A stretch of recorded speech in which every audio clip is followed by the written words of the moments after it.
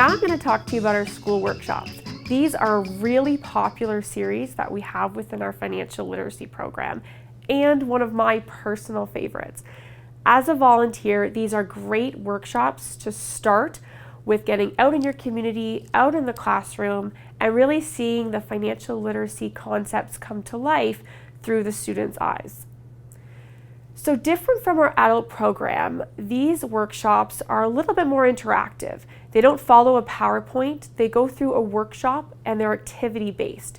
So we're looking at programming that's really relevant to the students at their particular age group. Something that makes sense to them and allows them to see financial literacy through their own eyes. Each workshop is about 45 to 60 minutes, including a Q&A and discussion at the end. Now that being said, talk to the teacher, talk to the principal, see what works for the class. In some cases, you can go a little bit under, a little bit over. So really have those discussions beforehand and see what's planned for that day in that particular classroom. Each workshop comes with a lesson plan, so you'll be able to see where you are in each lesson, keep on task, and know how much time roughly to allot for each activity.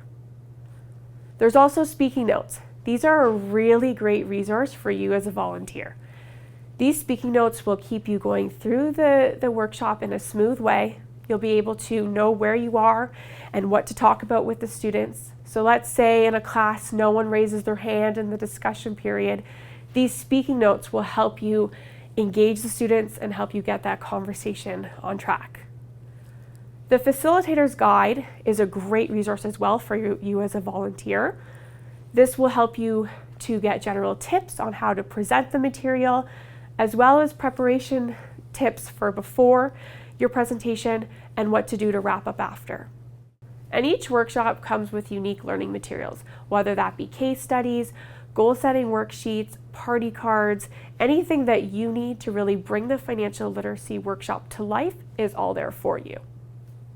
So one of the workshops I want to talk about is one of my favorite, the budgeting and expenses. And here the students have to work through what we call the party game to plan the best party for their class. Students are given different cards of needs and wants, all aspects of a party, and they have to discuss amongst themselves what's a need and what's a want. Now, you as a volunteer, walk around during the activity and you can listen to what some students think are a need, others think are a want. And it's a really great learning opportunity for them to see the different perspectives and the different costs of planning this party, but also will help you in the discussion at the very end. So students are given $1,000. They have to plan this party. Now, they're given rewards if they stay under budget and given consequences if they go over budget.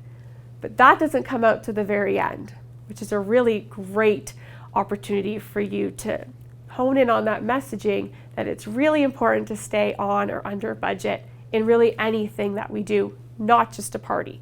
So it translates to their own life as well. We test all of our financial literacy programming here at CPA Canada. Even our financial literacy team had a try with the party game. I think we should get a fog machine. A fog machine? I think you might be over. You need a bad chance card. Malchance. Votre chien a mangé des décorations. I told you so.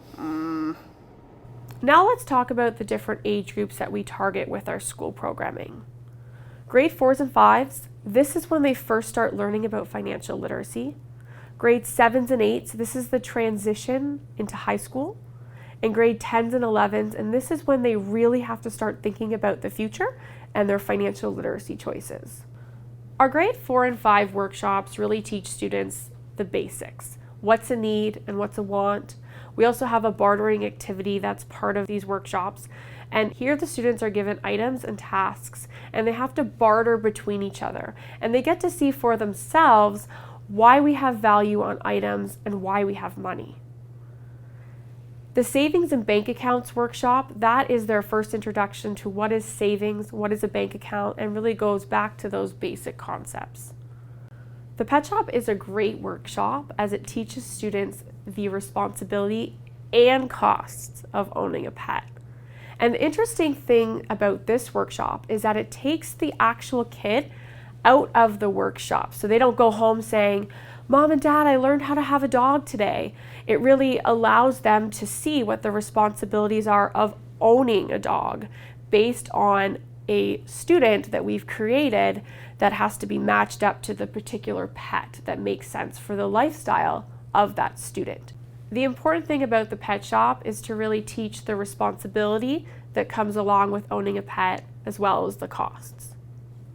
The grade 7 and 8 workshops really teach students at a point where they're looking to transition into high school.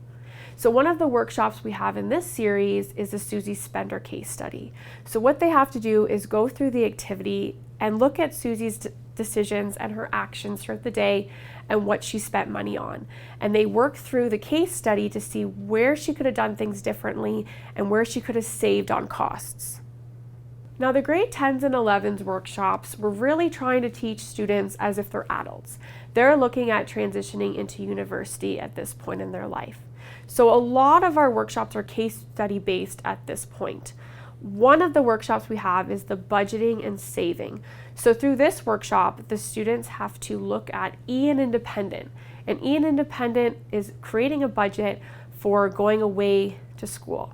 And it's really interesting in this workshop to see how many students at the beginning of the workshop raise their hand and say they have a plan, they want to go away to school, they know what everything's going to cost. And then when we go through the case study with them, they change their tune a little bit as they see what things do really cost. So it's a great eye-opener for any student at this age group. And it's great as a volunteer to really see those financial literacy concepts come to life through the students in the classroom. One thing I want to note at this point is when you are doing school workshops, it's really important that a teacher is present at all times when you're presenting. Your job really is to present the material and engage with the students. It's not to discipline, and the teacher there will help to ensure that the students you're teaching are well behaved. Also, check before you're going to the presentation that you do not need a police check. Every school is different, so make sure that if you do need a police check, that you have that completed before you go into the school and present the workshop. Regarding the police check, if you are looking for more information about that, we do have specific information pertaining to that in our frequently asked questions section. We also have a session for post-secondary students, and this is targeted towards students who are in their second year of college or university. It's called Own Your Financial Future, Managing Debt and Making Credit Work for You. This session goes over the concepts of debt and credit. At this point, students will likely have had some familiarity with owing money, whether it be a student loan, and they'll also be looking at credit cards, as we know that first week of university or college, there are credit card applications that students are presented with. This is different than our adult programming. It's a very fast-paced session. So there's 40 slides that go through a lot of different information that these students need at this point in their life. There's a lot of graphics, so it keeps the students engaged. And we know that their attention span is different at this age group. So this session really allows for that and compensates for them to really get the information they want in a way that they're used to being presented to. The great thing about the Take a Situational Selfie activity within this session is that it allows the students to engage in the material in a personal way that's unique to them. It also takes the pressure off of you as a volunteer and allows them to look at what the financial literacy concepts are that you're teaching. As a volunteer, it's great to encourage the students to keep their Take a Situational Selfie. That way they can look back and see how far they've come. So take a look at the school materials and see if it interests you. I always say the school workshops are a great place to start. The energy you get from the classroom will really give you that energy to continue volunteering. But you don't have to stop there. We have other videos on some of our other sessions, including adults and small business. So feel free to take a look at those as well.